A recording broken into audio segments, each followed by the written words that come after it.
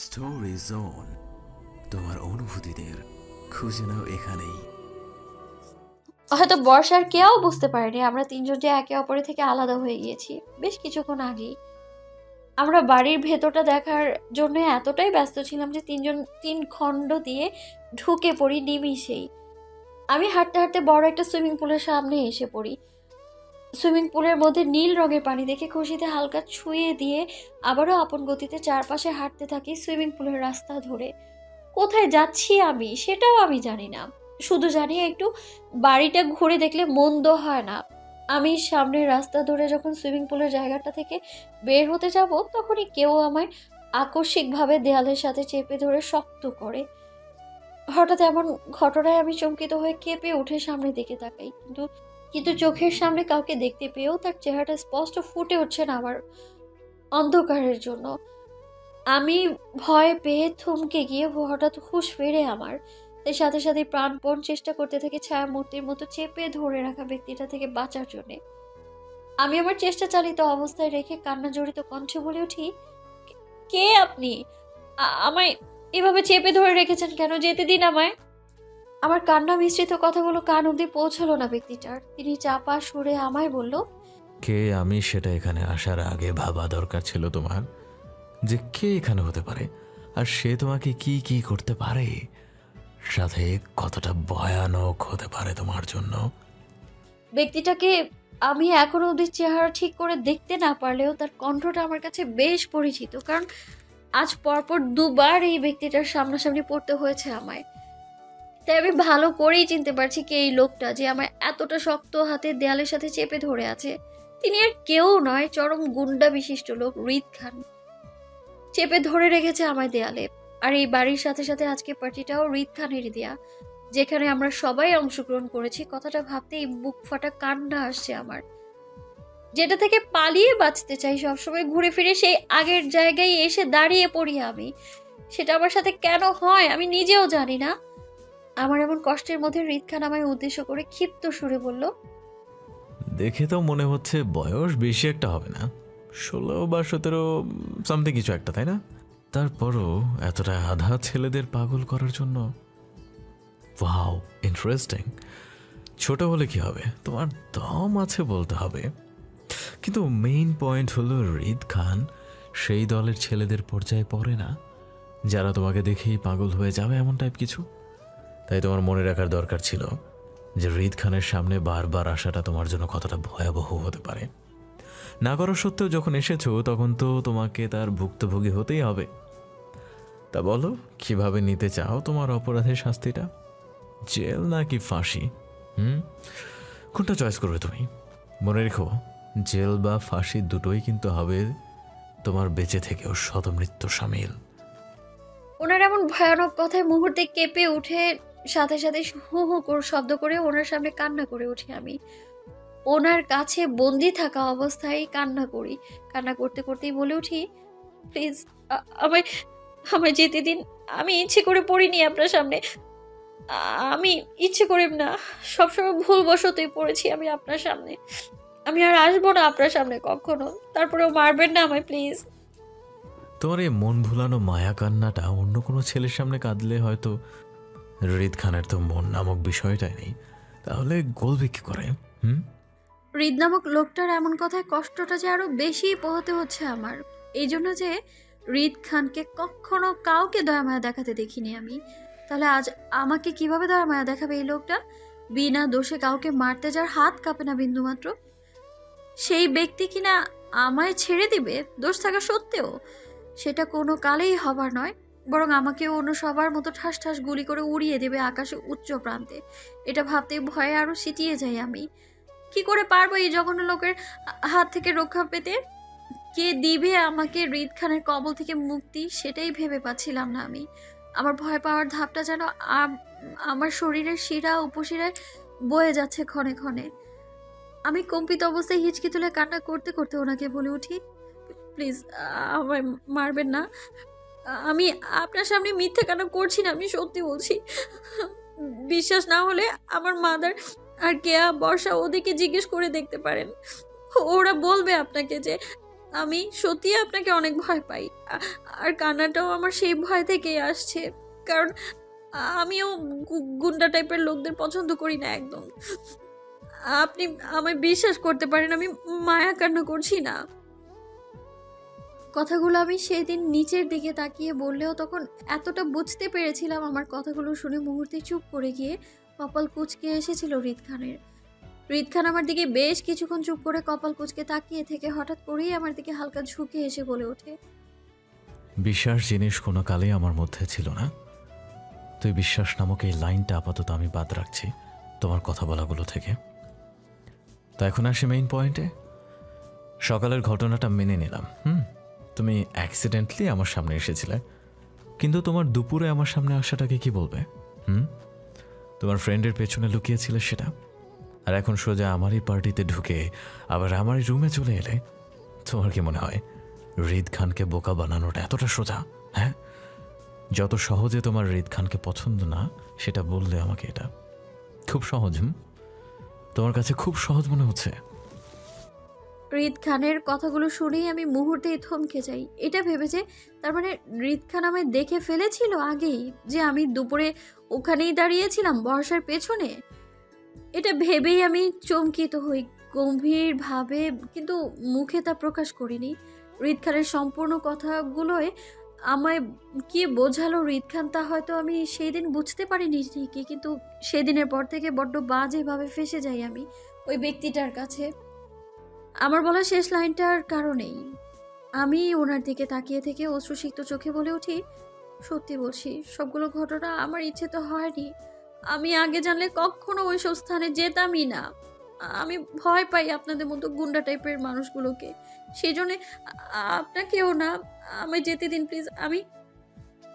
আমার বাকি কথাগুলো শেষ করার আগেই হৃদ খান সজোরে আমায় দেয়ালের সাথে চেপে ধরে রুডলি, রেগে মেগে দাঁতে দাঁত চেপে ধরে সে। ওনার এমন কাণ্ডে আরো ভড়কে যাই আমি, প্রাণটা যেন যায় যায় অবস্থা। আমায় দেয়ালের সাথে চেপে ধরার সাথে সাথে হৃদ খানের একটা হাত দিয়ে আমার দুই গাল শক্তভাবে চেপে ধরে ওনার মুখ বরাবর উঁচু করে ধরে আমায়। হৃদ খানের মুখ বরাবর ধরতেই আমার চোখে পড়লো ওনার টকবগিয়ে ওঠা রক্ত লাল চোখগুলো, যা আমার দিকে নিক্ষেপ করা। পরে আমার চোখে ওনার চোখে রেখে রাগে রি রি করতে করতে বলল, তোকে পছন্দ করতে বলছি আমাকে, আর আমি গুন্ডা, তাই না? হ্যাঁ, তোর সাহস দেখে না আমি অবাক হচ্ছি। আমার সামনে দাঁড়াতে ভয়ে বড় বড় মাফিয়াদের বুক কাঁপে, সেই তুই একটা পিচ্ছি হয়ে আমাকে কথা শোনাচ্ছিস যে আমাকে তোর পছন্দ না। ইচ্ছা তো করছে বন্দুকের 6টা থেকে 6টা গুলি তোর কপালে ঢুকাই দিয়ে একদম কপালটাই গুলিতে উড়াই দিই। কি হ্যাঁ, দে উড়িয়ে। লাইফে ফার্স্ট টাইম কোনো মেয়ের আমাকে পছন্দ না। শিট, মন তো চাইছে কি যে করি তোকে। কথাটা বলেই আমার সাথে সাথে ধাক্কা দিয়ে মাটিতে ফেলে দেয়। আমি ওনার হঠাৎ ধাক্কায় তা সামলাতে না পেরে ফ্লোরে পড়ি উপর হয়ে। তখন তিনি রাগে দেয়ালে সজোরে লাথি মারে। আবারও আমার কাছে এসে আমার এক বাহু চেপে ধরে টেনে তুলে বলে ওঠে, না না না, এই না শব্দটাই সহ্য করতে পারি না আমি লাইফে, আর সেটাই তুই বারবার বলছিস আমায়। আর এই নাটা তোর লাইফে সবচেয়ে বেশি বড় ভয়ানক কিছু হবে তোর জন্য আমাকে বলাতে। আমার লাইফে নাটা যে কোনো ক্ষেত্রেই হোক না কেন, আমি হ্যাঁ করেই তবে দম নেই। তারপর সেই ব্যক্তিটিকে একদম উপরের টিকিট ধরিয়ে দেই অনায়াসে আমার না করার জন্য। আর আমাকে না বলার কারণে তোকেও এটা সাফার করতে হবে, আর তার শুরুটা এখন থেকেই শুরু হলো। All the best. কথাগুলো বলার সাথে সাথেই আমায় ছেড়ে দেয় সুইমিং পুলের মধ্যে ঠাস করে। আমাকে পানিতে ছেড়ে দেওয়ার সাথে সাথেই উনি চলে যায় রাগান্বিত হয়ে। আমি পানিতে পড়ার সাথে সাথে ছটফট করতে থাকি নিজেকে বাঁচানোর জন্যে। কারণ আমি সাঁতার জানি না, তাই তখন পানিতে পড়ায় ডুবে যাওয়ার সম্ভাবনা বেশি ছিল। কিন্তু সুইমিং পুলের পানি বেশি না থাকায় আর আমার গলা অবধি পানি হওয়ায় সেদিন সেই যাত্রায় ডোবা থেকে বেঁচে যাই আমি। কিন্তু পানিতে ডোবা থেকে বেঁচে গেলেও সেদিন হৃদ খানের এমন কাণ্ড প্রচুর ভয় পেয়েছিলাম আমি। আমি সুইমিং পুলের সাইডের দেয়াল ধরে অঝরে কান্না করতে লাগি। সুইমিং পুলের পাশে ধরে দাঁড়িয়ে থেকে শব্দ করে কান্না করার সময় আমার কান্নার শব্দ পেয়ে সেই শব্দের উৎস খুঁজে হঠাৎ কোথা থেকে যেন বর্ষা আর কেয়া দৌড়ে আসে আমার কাছে আমায় বাঁচানোর জন্যে। হয়তো এতক্ষণ যাবৎ আমাকেই খুঁজছিল সবটা ওরা। আমি পানিতে পড়ে থাকার কারণে দুজনেই ভয় পেয়ে যায় প্রচন্ড। তাই দ্রুততার সঙ্গে আমায় পানি থেকে টেনে তুলে সঙ্গে সঙ্গে নিজেদের সাথে জড়িয়ে নেয় বর্ষা আর কেয়া।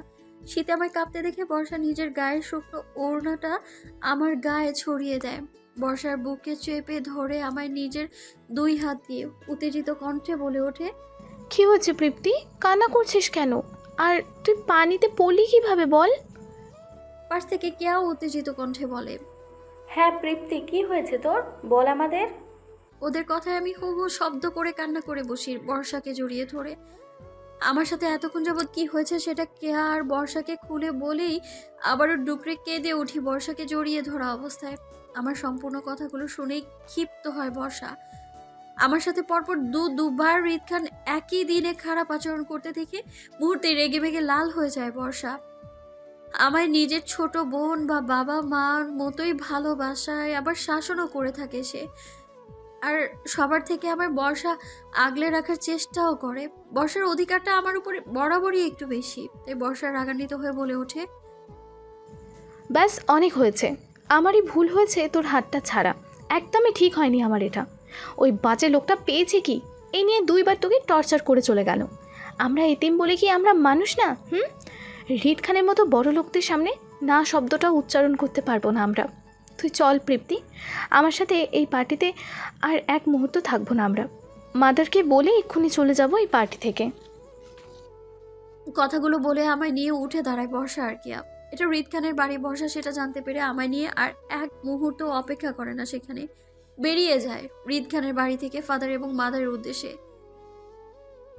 আজ 15 দিন পর ডায়েরিতে কিছু লিখতে বসেছি আমি, কারণ বিগত 15 দিন যাবত আমার লাইফে সবই ঠিকঠাক চলেও আজকে কিছু ভিন্ন ঘটেছে আমার লাইফে অন্য সব দিনের তুলনায়।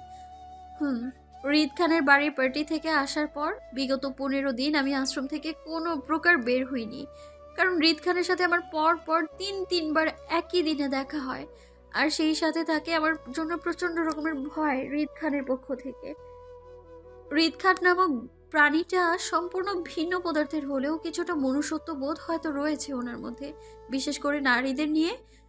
হঠাৎ করে হৃদ খান সম্পর্কে গুণ গাইছি সেটা কিন্তু মোটেও নয়, তারও একটা বিশেষ কারণ আছে।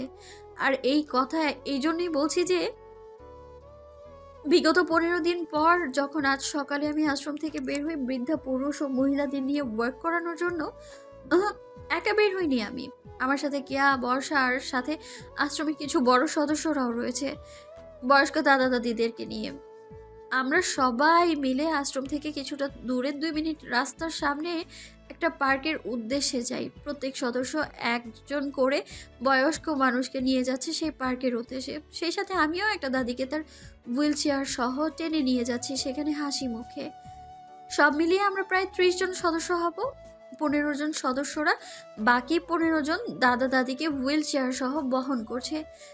আমরা এমন সারিবদ্ধভাবে এগিয়ে যাওয়ার মধ্য দিয়ে হঠাৎ করেই আমার পথ আটকে দাঁড়ায় এই এলাকার এমপির ছেলে জিসান শেখ। বাবার ক্ষমতায় ও দাপটে জিসান শেখ হয়ে ওঠে সমাজের উচ্চ বর্গের গুন্ডা লম্পট ছেঁচড়া। যেখানে মেয়ের বাস সেখানেই জিসান শেখের আবাস অনায়াসেই। আজও ঠিক তাই হয়েছে। জিসান শেখ নিজের ছেঁচড়ামোর ধাপ অনুযায়ী আমাদের রাস্তা দিয়ে যেতে দেখে মুহূর্তেই নিজের জিপ গাড়িটা থামিয়ে দিয়ে আমাদের সামনে এসে দাঁড়ায় নিজের সাঙ্গপাঙ্গদের নিয়ে। সামনে দাঁড়িয়ে থাকা আমাদের সিনিয়র আপুদের লাগাতার ডিস্টার্ব করার পরেও কেউ কিছু বলতে পারছে না জিসান শেখের ভয়ে। সবাই এক জায়গায় জড়সড়ো হয়ে দাঁড়িয়ে পড়ে মাথা নিচু করে। আমাদের সাথে মাদার থাকলে হয়তো জিসানের লোকজনরা কখনোই আমাদের এই অবস্থায় এইভাবে রাস্তায় আটকানোর সাহস জুগিয়ে উঠতে পারতো না। জিসান শেখের লোকেরা একে একে আপুদের সবাইকে রাস্তায় ভিন্নভাবে টিচ মশকরা করেই চলেছে। এমন করার মধ্য দিয়ে হঠাৎ করে জিসান শেখের চোখ যায় আমাদের উপর চোখ পড়তেই হাত থেমে যায় জিসান শেখের। ভ্রুকুচকে আমার দিকে তাকিয়ে থেকে এগিয়ে আসে আমাদের 3 বান্ধবীর দিকে। জিসান শেখে আমাদের দিকে এগিয়ে আসছে দেখেই আমি সাথে সাথে বর্ষাকে জড়িয়ে ধরি ভয়ে। বর্ষাও আমায় 2 হাতে জাপটে জড়িয়ে ধরে। কেয়াও সাথে সাথে আমাদের দুজনকে জড়িয়ে ধরে শক্ত করে। আমাদের এমন করার মধ্য দিয়ে জিসান শেখ এসে আমাদের সামনে দাঁড়ায় শীষ বাজাতে বাজাতে। পরে আমাদের 3 জনকে পা থেকে উপর পর্যন্ত দেখে নিয়ে বাঁকা হেসে বলে ওঠে, ওয়াও, আমার এই 3টা কবুতর জোড়া এতদিন কই ছিলে সোনারা? আরও আগে ধরা পড়নি কেন আমার খাঁচায়? কথাটা বলেই জিসান শেখ এক হাত উঠিয়ে এক আঙুলে আমাদের তিনজনের গাল ছুঁয়ে ছুঁয়ে স্লাইড করতে করতে বলে ওঠে, ওফ, এত সুন্দর সুন্দর কবুতর জোড়া যে এমন একটা আশ্রমের মধ্যে থাকতে পারে সেটা তো আমার জানাই ছিল না। ব্যাপার না, এখন জানতে পেরেছি, তাই রোজ আসবো কবুতর জোড়াগুলোকে পোষণ করতে, খাওয়ার জন্য। জিসান শেখের এমন নোংরা ইঙ্গিতের মানে বুঝতে পেরে উপস্থিত সবাই কেউ কিছু বলছে না, উল্টো নির্বাক হয়ে দাঁড়িয়ে আছে। আর আমরা তিনজন আরো ভয়ে সিটিয়ে যাই। আর বর্ষা জিসানের কথায় রাগান্বিত চোখে তাকায় জিসানের দিকে, আর সাথে সাথে বলে ওঠে, মিস্টার জিশান শেখ, আপনি আপনার গুন্ডামিটা অন্য কোথাও গিয়ে দেখান কেমন, আমাদের সামনে নয়। আমরা আজই গিয়ে আপনার নামে আমাদের ফাদারের কাছে বিচার দেব, তিনিই দেখে নেবেন আপনার মতো লোকেদের। হ্যালো ডিয়ার লিসেনার্স, আপনারা শুনছেন স্টোরিজ অন প্রেজেন্স ধারাবাহিক পর্ব গল্প। আমাদের সামগ্রিক প্রচেষ্টাকে উৎসাহিত করতে লাইক এন্ড কমেন্ট করতে ভুলবেন না। Thank you. বর্ষার আঙুল দেখিয়ে কথা বলায় ক্ষেপে যায় জিসান। সে ক্ষিপ্ত হয়ে সাথে সাথে বর্ষাকে টেনে তার সাঙ্গপাঙ্গর দিকে ছুঁড়ে মারে আর বলে ওঠে আজ রাতের পাখি নাকি এটা, ধরে রাখতে বলে তাদের কাছে। বর্ষাকে নিয়ে যেতেই চিৎকার করে উঠি আমি আর কেয়া। জিসান শেখ পেছন ফিরে আমাদের দিকে তাকাতেই চুপ করে যাই, সাথে সাথেই আমাদের দিকে তাকিয়ে থেকে। আমার মুখটা এতক্ষণ যাবৎ বর্ষা বুকে চেপে ধরার কারণে জিসান শেখ হয়তো ঠিক করে দেখতে পারেনি, কিন্তু বর্ষা প্রতিবাদী বলা কথাটায় ও বর্ষাকে আমার কাছ থেকে নিয়ে যাওয়ার সাথে সাথেই আমার সম্পূর্ণ মুখটা দেখতে পায় জিসান শেখ। আমাকে দেখেই এগিয়ে এসে আমার সামনে ঘাড় বাঁকা করে দাঁড়িয়ে পড়ে আমায় দেখতে দেখতে। আমি জিসানকে এমন করতে দেখে সাথে সাথে জড়িয়ে ধরে কেয়াকে ভয়ে, আর সামনে থেকে বর্ষা ওদের হাতে আটকা থাকা অবস্থায় চিল্লিয়ে বলে ওঠে, আমাদের কাছে আর না আসতেও বর্ষাকে ছেড়ে দিতে বলে। বর্ষা কোনো কথাই জিসান শেখের কান অব্দি পৌঁছায়নি, কারণ জিসানের মাথায় ঢুকছে অন্য কিছু। তাই জিসান শেখ আমার চারপাশে ঘুরে ঘুরে আমায় তীক্ষ্ণ দৃষ্টিতে দেখতে দেখতে আমার সামনে এসে দাঁড়ায়। পরে নিজের এক হাত বাড়িয়ে আমার বেনি করা চুল টেনে ধরে নিজের সামনে এনে দাঁড়া করায়। আমি ভয়ে কান্না করতে থাকি নিচের দিকে তাকিয়ে থেকে, না জানি কি হয় এরপর। জিসান শেখের মতো বাজে লোকের নজরে পড়া মানেই নিজের জীবনটা নষ্ট হয়ে যাওয়া। আমাদের কি হয় সেটা এই মুহূর্তে কেউ বলতে পারছে না, কারণ সবাই আমার মতো করে চুপচাপ দাঁড়িয়ে আছে। আর শুধু বর্ষা লাগাতার চিৎকার করে বলছে আমায় না ছোঁয়ার জন্যে। বর্ষার এমন চিৎকার উপেক্ষা করে জিসান আমার বেনি করা হাঁটু অব্দি চুলগুলো নিজের হাতে প্যাঁচাতে প্যাঁচাতে আমাকে নিজের কাছে টানতে থাকে আর বিশ্রীভাবে বলতে থাকে, সোনা, তোমাকেই আমার প্রয়োজন। তোমাকে দেখেই তো জিসান শেখ পাগল হয়ে যাওয়াটাই। এখন কি হবে বলো তো? এখন তো তোমাকে জিসান শেখের সাথে যেতে হবে, তাই না? চলো, তোমার বান্ধবীর সাথে সাথে তোমাকেও টাইম দিব মন ভরে। তবে তোমাকে শুধু আমিই টাইম দিব, অন্য কেউ নয়। কারণ তুমি আমার মন ছুঁইছো, তাও লাইফের ফার্স্ট টাইম কোনো মেয়ে সেটা করেছে। আজকে থাকা পর যদি কাল ভালো লাগে তো বিয়ে করে নিব তোমাকে, সিম্পল। কথাটা বলে হাতটা বাড়িয়ে আমার হাতটা ধরতে যাবে তার আগেই কেউ পাশ থেকে জিসান শেখের হাতটা চেপে ধরে শক্ত করে। তারপর আমার সেই ব্যক্তির পেছনে দিয়ে সে আমার সামনে এসে দাঁড়ায় জিসানের হাতটা চেপে ধরা অবস্থায়। আমি নিজের সামনে কাউকে দাঁড়াতে দেখে কান্না করে ভয়ে ছুটে হিতাহিত জ্ঞান হারিয়ে ফেলে নিজের হাতে সেই ব্যক্তির দুই সাইড কোট আঁকড়ে ধরি শক্ত করে আশ্রয়স্থলের জন্য।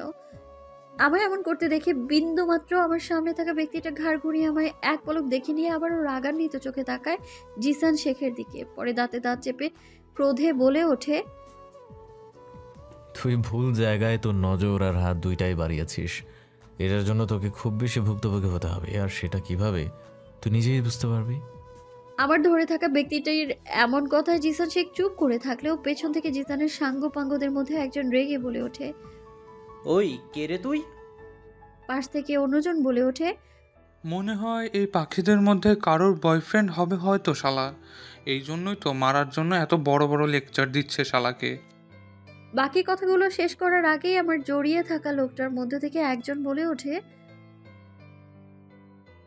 রিদ খান নামটা শোনার সাথে সাথে মুহূর্তেই সবাই থমকে যায়। যেমনটা হয় মানুষের সামনে ভয়ানক কিছু উপস্থিত হলে মানুষ ভয়ে পাথরের মূর্তি হয়ে যায়, ঠিক তেমনটাই জিসান শেখ ও তার সাঙ্গপাঙ্গদের অবস্থাও তাই হয়েছে। রিদ খান নামটা যেন একটা আতঙ্ক সবার জন্য এই মুহূর্তে। ভালো খারাপ দুই পক্ষই এই মুহূর্তে রিদ খানকে ভয় পাচ্ছে জোরালো ভাবে। জিসান শেখ ও তার দলবল ঠিক যতটা ভয় পাচ্ছে তার চেয়েও বেশি ভয় পাচ্ছি আমি, কারণ জিসান শেখের হাত থেকে বাঁচার জন্য আমি হৃদ খানকে জড়িয়ে ধরে আছি। উফ, আল্লাহ! হৃদ খান নামটা শোনার সাথে সাথে আমি ভূত দেখার মতো করে চমকে উঠি। অতিরিক্ত মাত্রার শব্দের কারণে কিছুক্ষণ চুপ হয়ে দাঁড়িয়ে থাকি হৃদ খানকে জড়িয়ে ধরা অবস্থায়। হুশ আসতেই ঝটপট করে দৌড়ে কেয়াকে জড়িয়ে ধরি ভয়ে। আমার জড়িয়ে ধরার পর বর্ষাও আমাদের জড়িয়ে ধরে হকচকিয়ে। আমার হঠাৎ এমন করাতে রেগে যায় হৃদ খান। আমার দিকে রাগে দৃষ্টিতে তাকিয়ে থেকে নিজের 2 হাত মুষ্টিবদ্ধ করে নেয় সাথে সাথেই। হঠাৎ হৃদ খানের রং বদল করার মানে তখন বুঝতে না পারলেও ওনার এমন দৃষ্টির মানে বুঝতে পারি যে আমার হৃদ খানকে ছেড়ে দেওয়াটা মোটেও পছন্দ হয়নি হয়তো। তাই রেগে আমার দিকে তাকিয়ে থেকে আসিফের উদ্দেশ্য করে চিৎকার করে বলে ওঠে, আসিফ, আমার এই জায়গাটা পরিষ্কার চাই রাইট নাও। এমপির ছেলে আর তার সহপাঠীদের কি করবে সেটা তোর বিষয়। I need space. হৃদ খানের চিৎকার করে বলার সাথে সাথেই আসিফ নম্র সুরে বলল, জি ভাই। বয়েজ? আসিফ নামক লোকটার কথাটা বলার সাথে সাথেই বডিগার্ডগুলোকে দিয়ে জিসান ও তাদের সহপাঠীদেরকে একটা গাড়িতে উঠানো হয় ও তাদেরকে গাড়িতে করেই কোথায় যেন নিয়ে যাওয়া হয় সেটা জানি না। তবে যেভাবে নিয়ে যাওয়া হয়েছে তাতে এতটা বুঝতে পারি যে জিসান শেখ ও তাদের সহপাঠীদের কপালে খারাপ কিছুই ঘটবে অনায়াসে। এখানে ঘটে যাওয়া সব কিছু আমি কেয়াকে জড়িয়ে ধরে অবস্থায় আর চোখে তাকিয়ে দেখছিলাম ঠিকই, কিন্তু হৃদ খান তখনও আমার দিকে রাগী দৃষ্টিতে তাকিয়েছিল। জিসান শেখ ও তাদের দলবলদের নিয়ে যাওয়াতে যেন সবাই হাফ ছেড়ে বাঁচল। সকলের জান ফিরে আসতে কৃতজ্ঞতা জানাতে লাগলো হৃদ খানকে। হৃদ খানের সেই দিকে কোনো ভ্রুক্ষেপ নেই। সে তখনও রাগী দৃষ্টিতে আমার দিকেই তাকিয়ে থেকে সবাইকে এক পলক দেখে নিয়ে কিছু না বলেই নিজের গাড়িতে উঠে চলে যায় নিজ গন্তব্যে। ওনার যাওয়ার দিকে তাকিয়ে একটা দীর্ঘশ্বাস ছাড়লাম আমি। হৃদ খান চোখের সামনে থেকে যাওয়াতে আমি হাফ ছেড়ে বাঁচলাম। জিসান শেখ থেকে হৃদ খান আরো ভয়ানক প্রাণী। হৃদ খানের আসল রূপের সাথে পূর্ব পরিচিত আমি, তাই ওনার সম্পর্কে আমার ভালো করেই জানা আছে। তবে এত কিছুর মধ্যে এটা অন্তত বুঝতে পারি যে হৃদ খানের মনে নারী সমাজের জন্য যথেষ্ট পরিমাণ সম্মান আছে। রাত 10টা ছুঁই ছুঁই। রুমে পড়ার টেবিলে বসে মনোযোগ সহকারে পড়ছি আমি, বর্ষা আর কেয়া। আমাদের পড়ার মধ্য দিয়ে হঠাৎ কেবল একজন আমার দরজার কড়া নেড়ে ওঠে। দরজার শব্দ কানে আসতেই চমকে উঠে দরজার দিকে তাকাই সবাই। দরজার সামনে আশ্রমের কাশেম চাচাকে দাঁড়িয়ে থাকতে দেখে সেই দিকে তীক্ষ্ণ দৃষ্টিতে তাকাই আমরা 3 জন। এত রাতে চাচা কি কাজ হতে পারে সেটা ভেবে নিয়ে তাকিয়ে আছি। কাশেম চাচা আমাদের ওনার দিকে তাকাতে দেখে স্বাভাবিক ভঙ্গিতে বলে যে আমাকে নাকি ফাদার ডেকেছে তার রুমে বিশেষ কাজের জন্য। কথাটা শুনতেই আমাদের 3 জনেরই কপাল কুঁচকে এলো। হঠাৎ এত রাতে ফাদার কেন ডাকবে আমায়? যদি ফাদারের কোনো প্রয়োজন হয় তো ফাদার নিজেই আমাদের রুমে এসে কথা বলে যায়, তবুও আমাদের ডাকে না ওনার কক্ষে। 7-5 কথা ভেবে নিয়ে চাচার পেছন পেছন যেতে থাকে ফাদারের রুমে, কি জন্য ডেকেছে সেটা দেখার জন্যে। আমার গায়ে সাদা একটা পাঞ্জাবি স্টাইলে লং ড্রেস পরা, চুলগুলো এলোমেলো অবস্থায় খোপা করা। ধীর পায়ে ফাদারের অফিসের দিকে এগিয়ে যেতেই দরজার সামনে দাঁড়িয়ে আরও কিছু ব্যক্তির কথা শুনছিলাম। হয়তো ফাদার ছাড়া আরও বেশ কয়েকজন রয়েছে ফাদারের সাথে। সংকোচ বোধ করতে করতে ধীর গতিতে ফাদারের অফিসে দরজায় নক করি। আমার নক করার সাথে সাথে ফাদার ভেতর থেকে বলে ওঠে, কাম ইন পিপ্তি। ফাদার হয়তো আমার অপেক্ষায় ছিলেন, তাই তো আমার নক করার সাথে সাথেই ফাদার উত্তর আসলো। আমি মাথা নিচু করে রুমের ভেতর ঢুকে কোনো দিকে না তাকিয়ে ফাদারের সামনে মাথা নিচু করে দাঁড়িয়ে আস্তে করে বলে উঠি, জি ফাদার ডেকেছিলেন? তোমার সাথে কিছু কথা বলার জন্য ডেকেছিলাম। আজকে নাকি জিসান শেখ তোমাদের পথ আটকে দাঁড়িয়েছিল। জি ফাদার। শুনেছি আমি। আচ্ছা, আর ভয় পেতে হবে না তোমাদের। জিসান শেখ তার উচিত শিক্ষা পেয়েছে। হৃদ খান তাদের শিক্ষা দিয়েছেন, সাথে হৃদ খান আমাদের সঙ্গে বড় একটা ডিলও ফাইনাল করেছে। আর এই জন্যই আজ হৃদ খান আমাদের আশ্রমে এসেছে। হৃদ খানের নামটা শোনার সাথে সাথে আমি ভয়ে চমকে পাশে তাকাই। হৃদ খানকে চোখের সামনে পায়ের ওপর পা দিয়ে বসে থাকতে দেখে ভয় সিটিয়ে যাই আমি। ওনার দিকে ভীতু চোখে তাকাতেই চোখে পড়লো ওনার ভয়ানক রাগী দৃষ্টি, যা টেবিলের উপর নিক্ষেপ করা।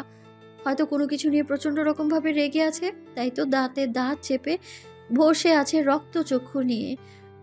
ওনার এমন রাগের কারণ বুঝতে না পেরে আবারও ভয়ে ভয়ে নজরে তাকাই ফাদারের দিকে। আমার ফাদারের দিকে তাকাতেই ফাদার বলে ওঠে, যাই হোক, মূল কথায় আসি পিপ্তি। তোমাকে রিদ খানের জন্য ডাকা হয়েছে।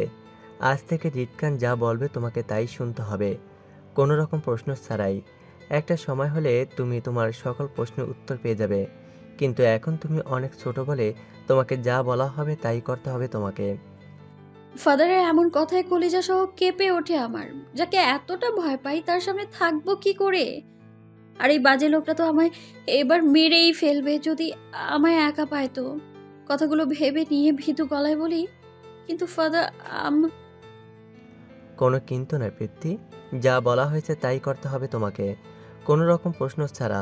সাথে ফাদারের বাকি কথাগুলো শেষ করার আগেই রিদ খান স্ট্রং হয়ে দাঁড়িয়ে বলে ওঠে, মিস্টার বার্ড, আপনার কথা যদি শেষ হয়ে থাকে তো এবার আমি রুমে যেতে চাই আপনার স্টুডেন্ট নিয়ে।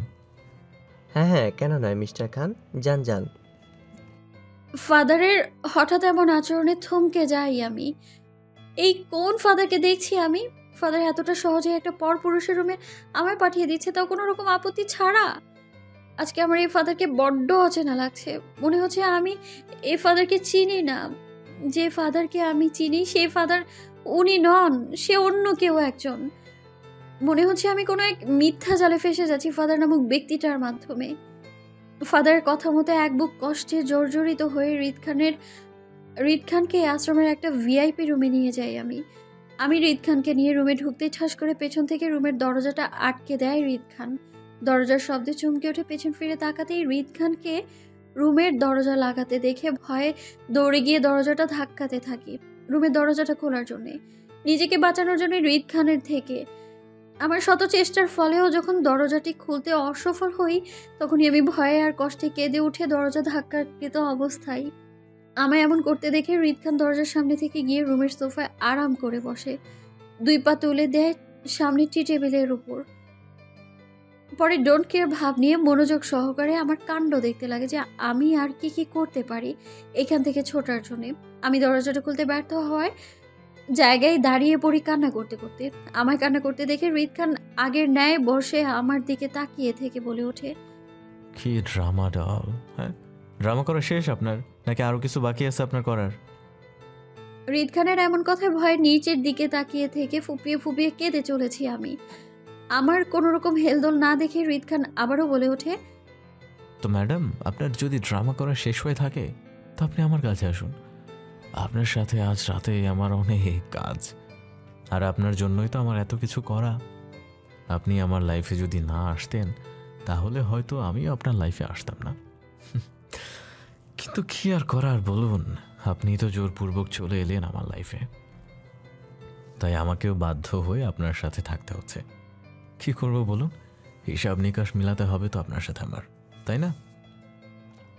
আমি বেশ ছোট হওয়ায় রিদ খানের এমন বেখেয়ালিপনার কথার মানে আমি তখন বুঝতে না পারলেও এতটা অন্তত বুঝতে পেরেছিলাম যে আজকে রাতে আমার সাথে খারাপ কিছুই ঘটবে অনায়াসে। যাই রিদ খান আমার সাথে করে থাকবে।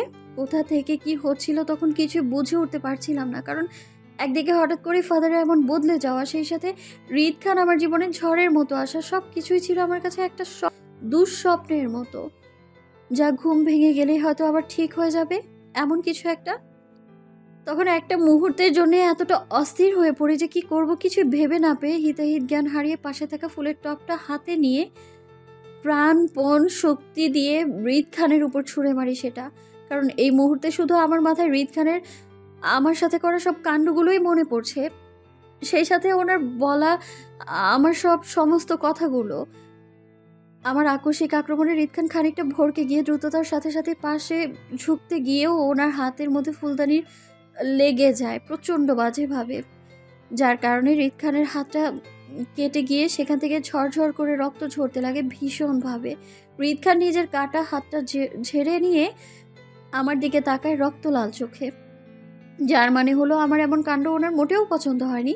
তো আমার কি করার, আমি ওনার এমন লাল লাল চোখ উপেক্ষা করে আবারও পাগলের মতো করে অন্য ফুলের টপ নিয়ে ওনার দিকে ছুঁড়ে মারতে নেই, তার আগেই রিদ খান দ্রুততার সঙ্গে এগিয়ে এসে আমার হাত থেকে ফুলের টপটা ফেলে দেয়।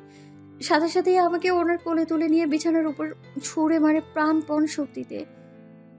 আমাকে বিছানায় ফেলার সাথে সাথে উনিও আমার উপর চেপে ধরে শক্ত করে, যার কারণে আমি শত চেষ্টা করেও বিন্দুমাত্র নড়াচড়া করতে পারিনি হৃদ খানের হাতে বাঁধা অবস্থায়।